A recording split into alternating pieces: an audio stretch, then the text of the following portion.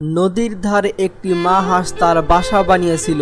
সে অনেকগুলো ডিম পেড়েছিল এবং খুব স্নেহ ও যত্নে সেগুলো দেখভাল করছিল। কিন্তু একই নদীতে লুকিয়েছিল একটি ধূর্ত কুমির। একদিন হাঁসটি খাবারের খোঁজে বাইরে গেল। কুমিরটি চুপি চুপি এসে বাসার সব ডিম খেয়ে ফেলে। তবে একটি ডিম গড়িয়ে নদীর জলে পড়ে যায় এবং আস্তে আস্তে ভেসে যেতে থাকে।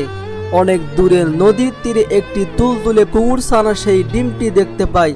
সে ধীরে ধীরে ডিমটি মুখে করে তুলে খুব যত্ন করে নিজের বাসায় নিয়ে যায়। কয়েকদিন পর সেই ডিম ফেটে বের হয় একটি ছোট্ট হাঁসের ছানা। হাঁস ছানাটি আর কুকুর ছানার মধ্যে গড়ে ওঠে এক বিশেষ বন্ধুত্ব।